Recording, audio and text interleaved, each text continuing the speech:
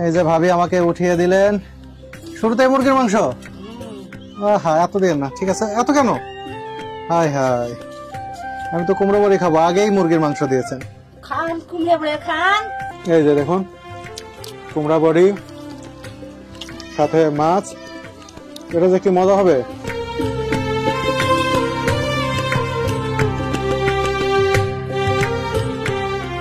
এ বাড়ি ও বাড়ি ঘুরতে ঘুরতে ক্ষুধা পেয়েছে বেশ।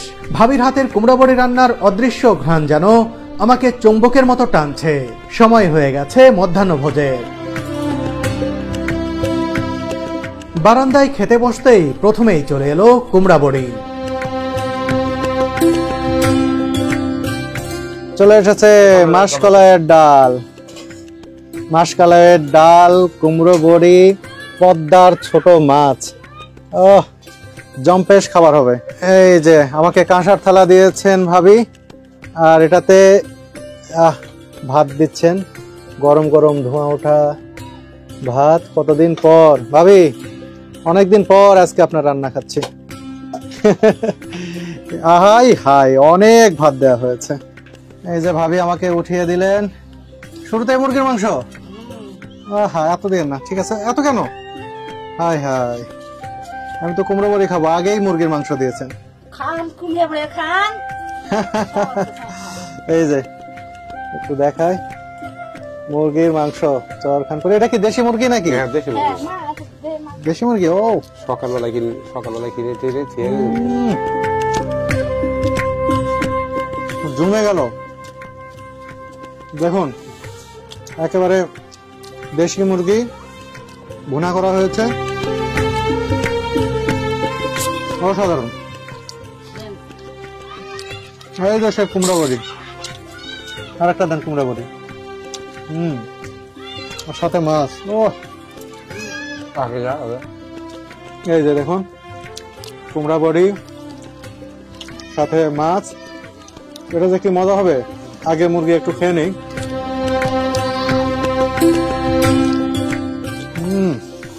ভাই আব্দুল ভাই, দেশি মুরগি কই পেলেন?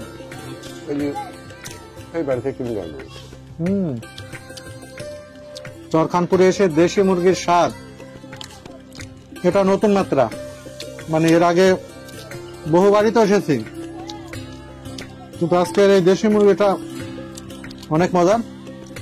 এখন একটু কুমড়ো বড়ি, এটা তো আগেই খেয়ে দেখেছি, এখন আবার ভাতের সাথে খাচ্ছি।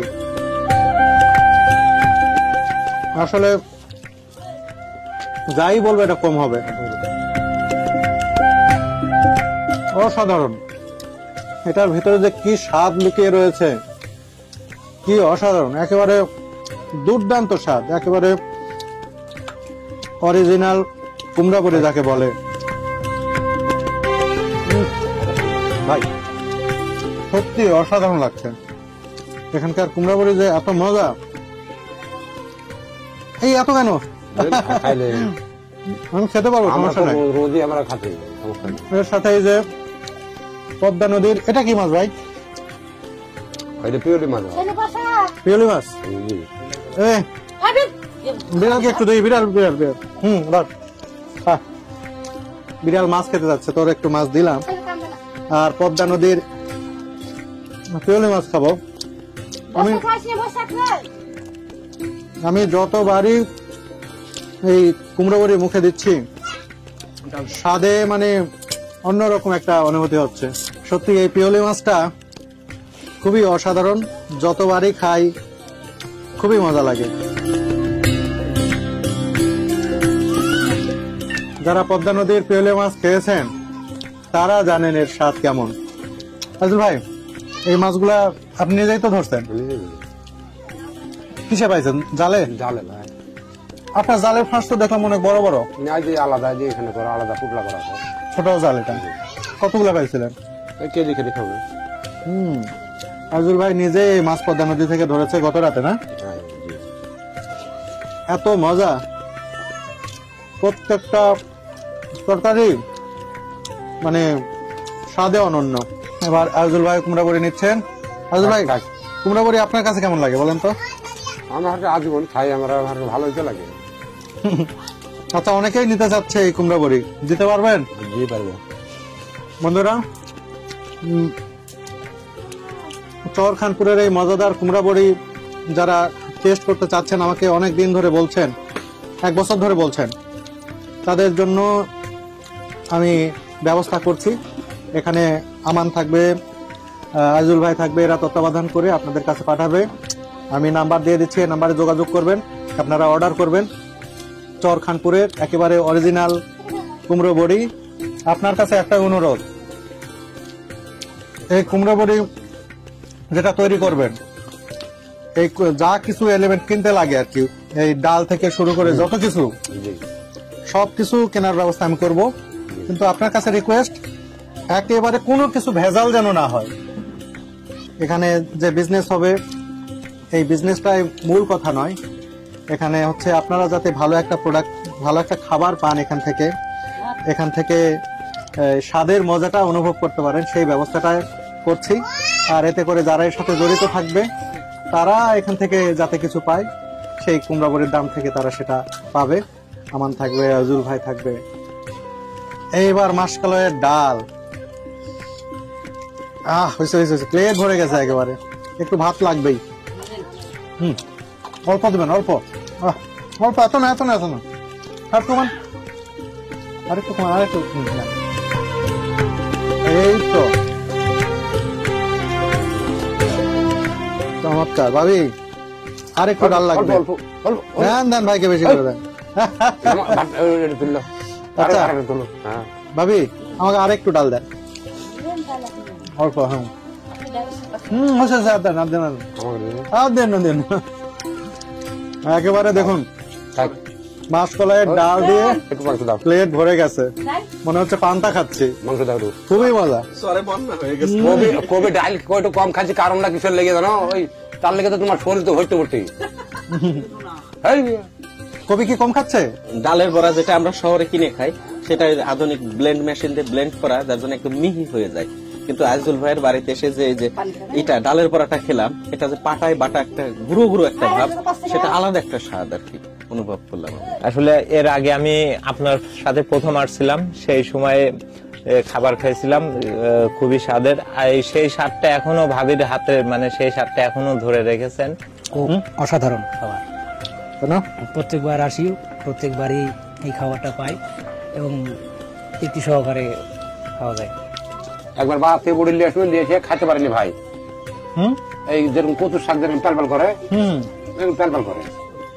বাজার থেকে কিনে নিয়ে আসছে, বাজার থেকে কিনে নিয়েছে। সেই কাল থেকে আমি আর বড়ি আমি বাজার থেকে কিনে নিই। এখানে তো একেবারে নির্ভেজাল, আর মানে কোনো ডুপ্লিকেট নাই। কিন্তু ভাই এটা মাথায় রাখবেন, অবশ্যই অবশ্যই মানুষজন অনেক আশা নিয়ে আপনাকে ভালোবেসে তারা যে খাবার কিনতেছে তাই কিন্তু না, তাদের আপনার প্রতি একটা বিশ্বাস আছে যে আজজুল ভাই ভালো মানুষ, উনি যেটা দেবে অবশ্যই সেটা ভালো হবে। হ্যাঁ, সেই বিষয়টা মাথায় রেখে অবশ্যই প্রত্যেকটা মানুষের জন্য। এখন আমি যদি ডুপ্লিকেট মধ্যে থেকে ধরা খাবেন আপনি, তাহলে আপনি ধরা খাইলে যান, তাহলে আমাকে একটু খারাপ লাগবে না? না, এটা তো কথাটা বুঝেন। তাহলে আমি ডুপ্লিকেট দিয়ে আমাকে ওই জায়গাতে যাবো কেন? কই হাসান, কই? এই হাসান চলে আসছে। হাসান, কি ভালো আছো? আসার সময় আমরা কিছু মিষ্টি নিয়ে এসেছিলাম, সেটা এখন এই চরের শিশুদের মাঝে বিতরণ করা হবে। আমান, তারপরে হচ্ছে এনায়েত, রিজভি, তারপরে আইজুল ভাই, সবাই মিলে এখন বিতরণ করবেন। ওখানে ওখানে দুটো তিনটে, ওখানে আলাদা দেন, তিনটে হুজুর আছে।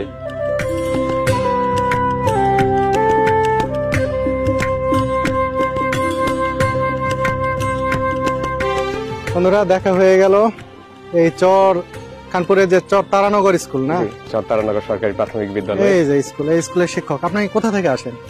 আমি আসি শিলিন্দা থেকে, এটা রাজশাহী শহরের প্রায় সিটির একটু বাইরেই আর কি। প্রতিদিনই আসতে হয়? জি জি। তো আপনার অনেক কষ্ট। হ্যাঁ, কষ্ট হয়। আর এই তো সব থেকে বড় বিড়ম্বনায় যেটা পড়ি সেটা হচ্ছে ঘাটে নৌকায় এখানে পার হওয়ার সময়। আপনারা যেমন চলে আসছেন, আমি কিন্তু তখন কেবল ওইখান থেকে ঘাট থেকে নামছি, এরকম সময় তো আমরা নৌকা পাই না। নৌকা যদি যত নৌকা আগে ছাড়বে আমরা তত আগে আসতে পারবো। ওখানে এটা একটা সমস্যা। কিন্তু আমরা তো আসি রিজার্ভ নিয়ে, আর আপনার প্রত্যেকদিন এখানে তো রিজার্ভ নিয়ে আসা সম্ভব আমরা না। প্রত্যেকদিন রিজার্ভ নিয়েও আসি, যখন একেবারে ফুল নৌকা নদী থাকে তখন আমরা দিন প্রতি আমরা 500 টাকা করে দিই শুধু যাতায়াত। তাহলে আপনার কি স্যালারি পাবেন? এর মধ্যে তো সব শেষ। এখন এই জিনিসটা তো আমাদের, এই জিনিসটা আমি বুঝাইতে পারি না। ইনাদের কথা একটাই, আপনারা সরকারি চাকরি করেন, আপনারা না দিলে দিবে কে? এটা কেমন ধরনের যুক্তি আমি বুঝি না। এটা কোনো হয় নাকি?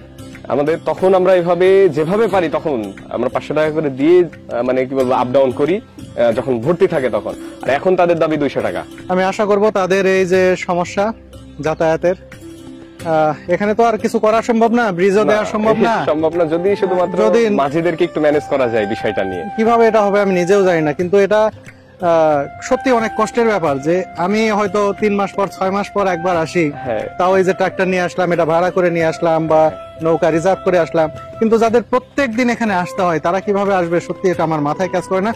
চরের মানুষ যারা যারা অভ্যস্ত এখানে তাদের কথা আলাদা, কিন্তু তারা তো ওপারের মানুষ, শহরের মানুষ। যে আমাদের আরো 2 জন মানে মহিলা শিক্ষক আছে, ওনাদের জন্য আরো বেশি কষ্ট হয়ে যায়। তারাও আসে? জি। ও, এটা খুবই কষ্টকর হয়ে যায়। হ্যাঁ, এই যে কুমড়া বড়ি ভাবি আমাকে দিলেন। সুরভি আসার সময় বলে দিয়েছে ভাবির কাছ থেকে আমি যেন কুমড়া বড়ি নিয়ে যাই। ভাবি রেখেছেন, এটা সুরভির জন্য দিল। আর এর আগে আজুল ভাইয়ের খালা ওই দিককার আমাকে কিছু দিচ্ছেন।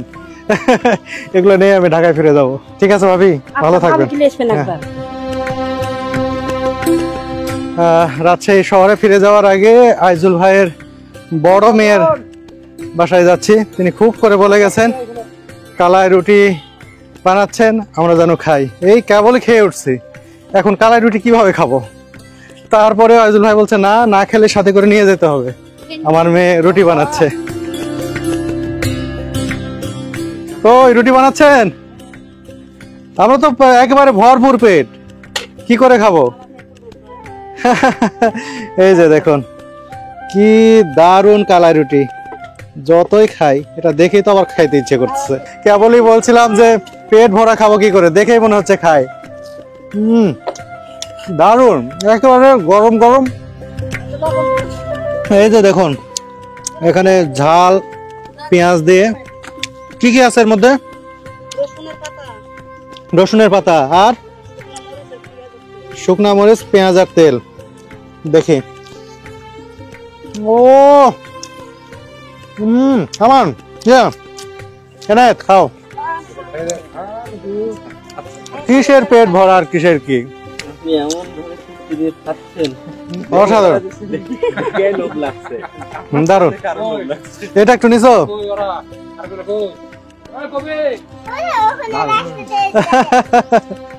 মজা না? খুবই মজা। খুব সুন্দর করে বানাইছেন রুটিটা।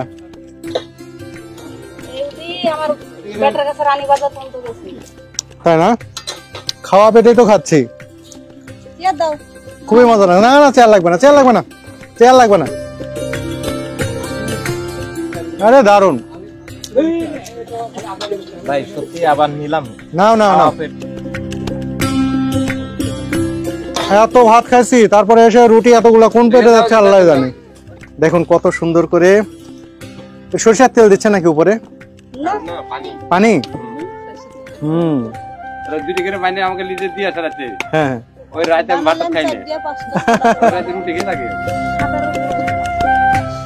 আমি যে ভরা পেটে এতগুলো রুটি খাবো, আমি আজুল ভাইকে বলছিলাম যে আমি তো খাইতে পারবো না, এটা কেন যাচ্ছি। অনেকগুলা খাইলাম। আর সবচেয়ে কালাই রুটি তো মজাই, সবচেয়ে মজাই যে ঝালটা যে বানানো হয়েছে, অনেক বেশি ঝাল আর খেতে অবিশ্বাস্য রকম মজা। এনায়েত কুকুর চার খাচ্ছে। না খেয়ে গেলাম, খুশি তো? না বেন্দা নেবো না, না না না না বেন্দা নেবো না। অনেক ধন্যবাদ, এরপরে আসলে আবারও আপনার রুটি খাইতে আসবো। ওদিকে আমার বোন আবার পিঠা নিয়ে বসে আছে, কাল থেকে খাচ্ছি না। আমি বললাম সরখানপুরে যে অনেক হাঁটবো তো, তখন এসে খাবো নি, এখনই যত খাইছি।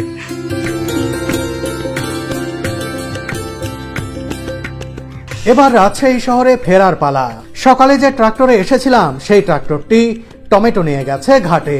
এখানে অন্য একটি ট্রাক্টরে বেগুন ও টমেটো লোড করা হচ্ছে। এই ট্রাক্টরেই ফিরতে চাই আমরা।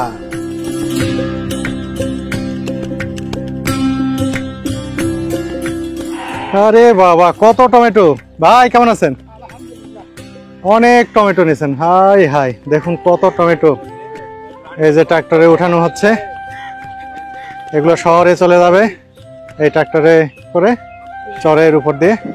আর দেখুন চর খানপুরের টমেটো তো আছেই, বেগুনগুলো দেখুন, কাঁটা বেগুনগুলো সেরা, মানে এত ভালো বেগুন।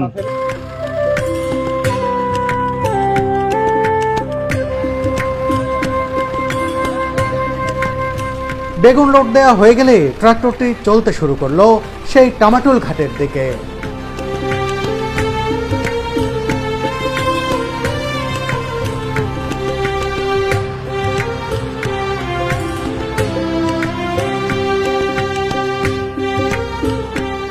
দুর্গম চর পেরিয়ে ঘাটে এসে পেয়ে গেলাম নৌকা।